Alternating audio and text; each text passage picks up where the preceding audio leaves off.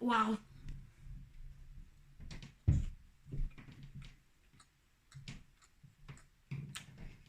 That's how you make a ham and cheese toastie in an air fryer. First of all, you would like to get your paper, make sure to fold it well and put it in there. It should look something like this. Just make sure it's not too high or it will burn. Next of all, you want to get one of your bagels and make sure to put it nicely in the middle there.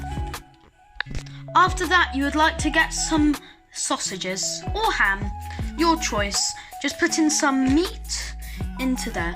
Make sure if you're putting meat, first of all cover the top because you don't want to put any cheese in that hole.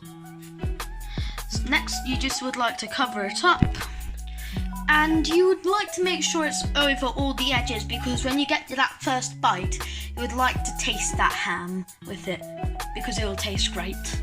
So you would like to get a spoon and put it onto the bread on top of the ham. If there's anything which falls down, pick it up.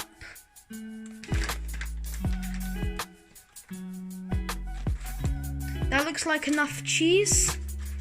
So you would like to pick it all up, put it on there, and like scrape it off. So then you would like to close your packet.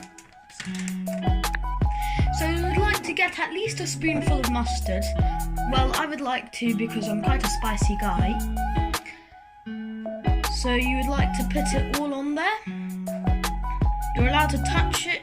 You can push it all off into there.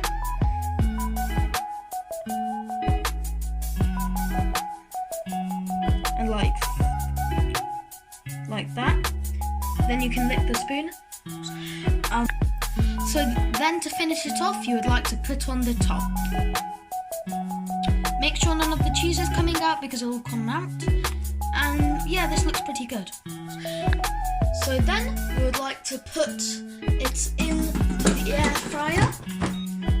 Then you would like to press on. Then you would like to press air fry. Then put it at 170. Then put the time to 25. But after 2 minutes, you're going to have to check on it. Then you would like to stop it, not by that one, by the one which looks like a play one. And then you can take it out. Then you will have to check. Be careful not to touch this area because it will be boiling. You would like to check the cheese. If it's not melted yet, then put it in for another minute.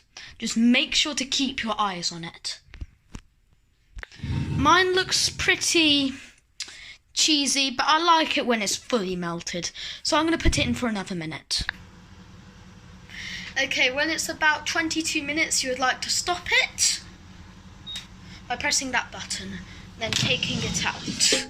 Now you would like to check if it's cheesy. Mine has about to be finished. It's a bit of a shame because that has fallen off.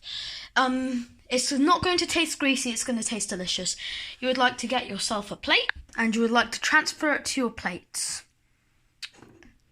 Time to try.